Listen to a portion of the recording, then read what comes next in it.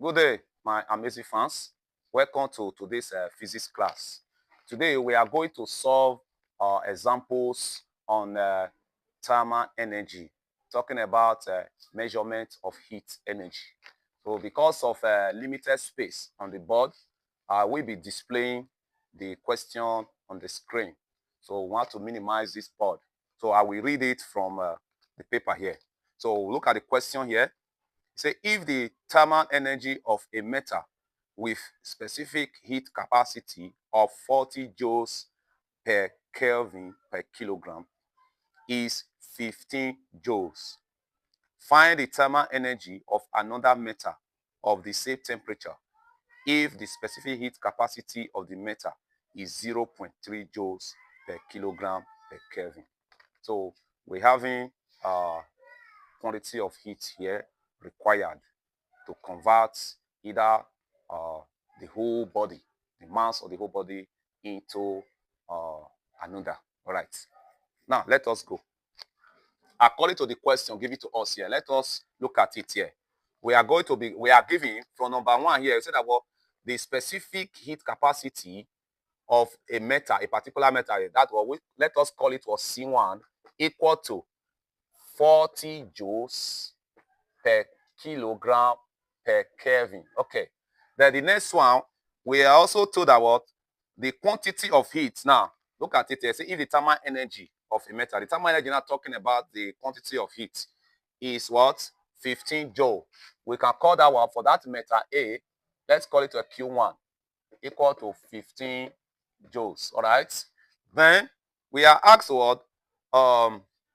Find the thermal energy of another metal of the same temperature.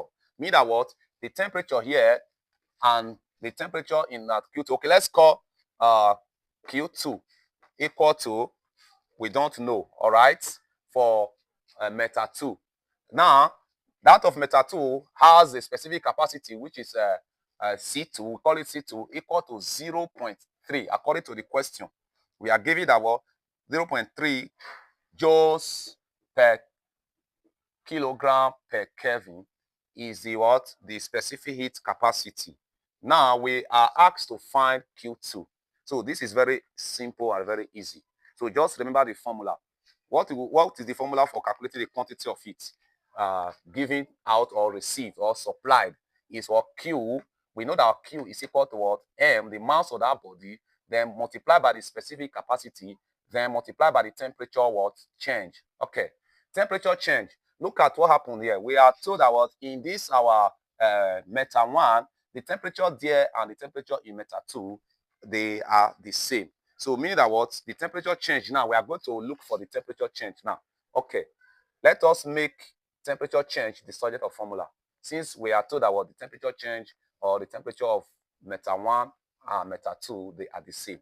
So from this formula now, from this general formula that we use in calculating the quantity of heat, let's make this subject of the formula. So our temperature change, the change in temperature is going to give me equal to Q all over MC. That is the mass times what? Specific heat capacity. So this one is for the general. Okay. Now let us go to our question. Let's relate it to metal 1. You know, metal 1 having C1, then Q1. Meaning that what? Our Q1 now is equal to what? M, because since the mass is the same, so MC1, then temperature change. Okay. Since the temperature change is the same. Now, let us just relate it to this. Since we have already made temperature change the subject of the formula. So, which means our temperature change in temperature is equal to what? It will now give us what? Q1 all over MC1. Okay. This one is for what? That of metal 1. But we are told that both of them are having the same temperature change, which means if this one is what change the temperature in 1, it is same as equal to what? That is change in temperature in 1 is the same as what? Change in temperature in 2. Okay, in second metal. So mean that I'm going to equate this one to be equal to what? Q2, since we are using this one as a general formula, Q2 all over what? MC2. Good. So now this is what we are going to work with. Remember that in our question, Q1 is given to us. It is this one we are looking for. So let us make this one subject of the formula.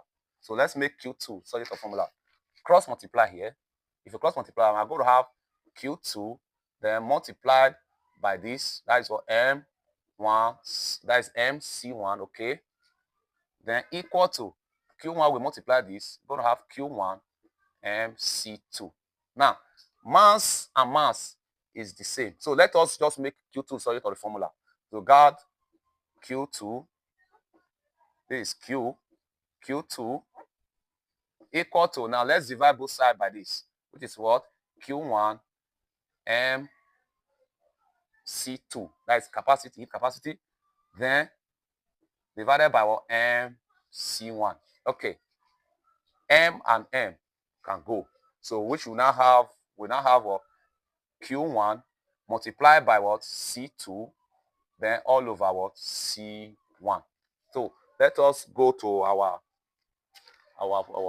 parameters that are given to us. We are giving Q1 to be 15. The Q1 there, where is the Q1? Is what? 15 joules. Then C2 is our 0.3. Then C1, we got 40 joules per what? Kilogram per Kelvin. So let's just plug them into the expression. Plug it into this expression so that we can have, okay, from there, we have Q2 will be equal to Q1 from the question is 15 times our C2 here is what? 0.3 all over, then C1 according to which is the specific capacity is 40. Now let us carry out the computation.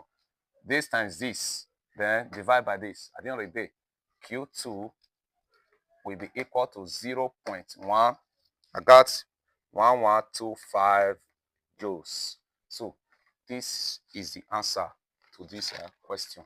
So you can see, very easy and simple. If you find this class very interesting, please do not hesitate to share this video. Also, subscribe to our YouTube channel, Physics and Mathematics Lovers. Bye.